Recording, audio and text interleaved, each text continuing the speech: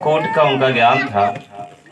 और वहाँ से जब ये पढ़कर अपने देश पुनः वापस आए पीएचडी करके, और यहाँ से लेके वहाँ तक ज्ञान का परचम लहराने के बाद जब अपने देश में ये पुनः आए, जबकि इनको वहाँ पर अनेकों ऑफर दिए गए कि बाबा साहब अम्बेडकर जी आप यहाँ अपनी चॉइस के मुताबिक कोई भी मनचाहा आप रोजगार या नौकरी आपको दे दी जाएगी, क्योंकि वो वहाँ के देश ऐसे हैं, अमेरिकी देश, वो लोग कोई प्रतिभावान देखते हैं तो आज भी और पहले भी वो अपनी तरफ खींच लेते हैं, चाहे आप जितना पैसा लो। लेकिन बाबा साहब ने कहा कि मैं अपने देश में, मैं ऐसे परिवार से था कि मैं लोगों की मदद से पढ़ा हूँ, यहाँ तक पहुँचा हूँ, और लोगों ने हमारे ऊपर बहुत अपेक्षाएं और आशाएं की हैं। हमारे यहाँ की जो सामाजिक व्यवस्था है वो हमारे कंधे पर है, और मैं जो कुछ भी करूँगा अपने देश में करूँगा। वहाँ से आकर बाबा साहब अपने देश में पुनः लौट आए,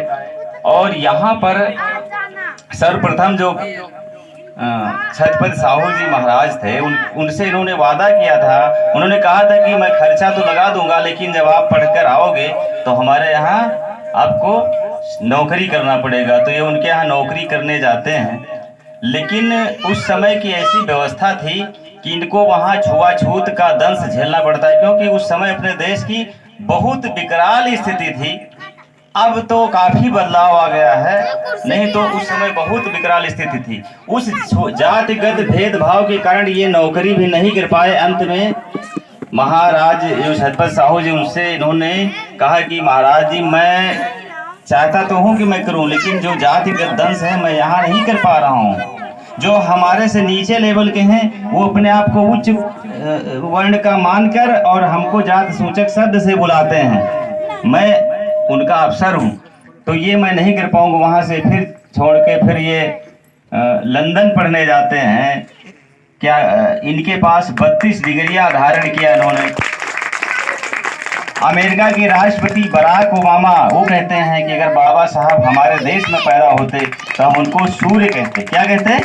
सूर्य कहते। आज पूरी दुनिया में उनका नाम, आज उनके सामने कोई ऐसा नेता नहीं है, कोई ऐसी जगह नहीं है। आज चाहे आप योगी जी को देख लो, चाहे मोदी जी को देख लो, चाहे राहुल गांधी को देख लो, चाहे सोनिया गांधी को देख लो, चाहे किसी स्टेट का चीफ मिनिस्टर, यहाँ तक राष्ट्रपति तक, आज सब कोई आप उनको चरणों में मिलेगा फूल चढ़ाते हुए और बाबा साहब को श्रद्धांजलि देते हुए। मतलब इस लेवल के बाबा साहब थे हमारे देश में। वहां से पढ़ाई के बाद उनका तो पूरा जीवन अगर सारा दिन बताया जाए, सारी रात बताया जाए, तो उनकी कथा ही समाज को सरोपर। ऐसा नहीं कि उन्होंने किसी एक जात विशेष के लिए कार्य किया, उन्होंने समाज के पूरे वर्ग के लिए काम किया।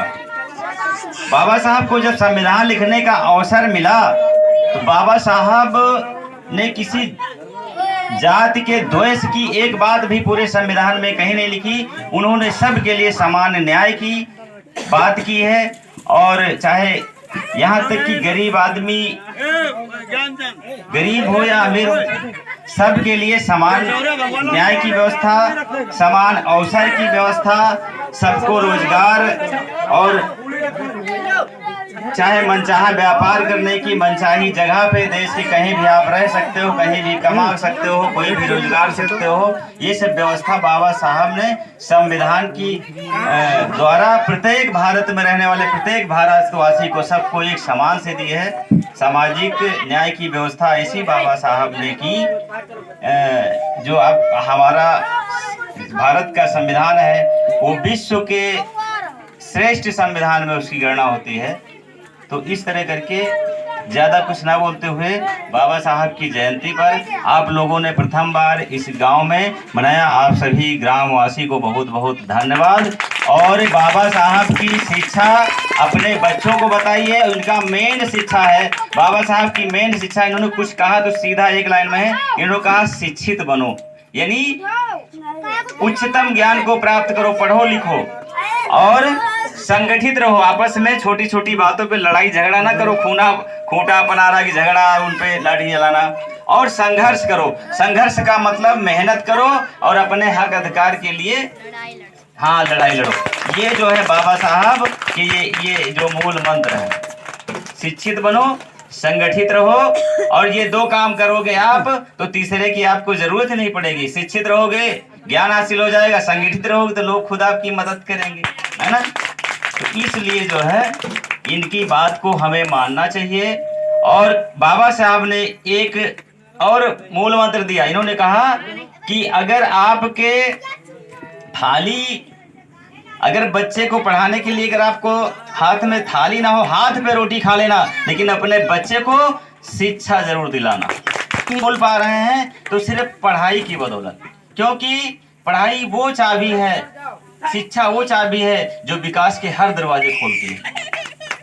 आप कहीं किसी अफसर के पास चले जाओ, आप चाहे जितना पैसा हो, चाहे जितना धनवान हो, कोई अधिकारी है, चले जाओ वहां, और अगर आपके बात करने का ढंग नहीं है तो आपको वो किनारे खड़े रहोगे, सुनेगा नहीं आपकी बात, और बोलने का है उससे गुड मॉर्निंग। और एक आदमी जाए साहेब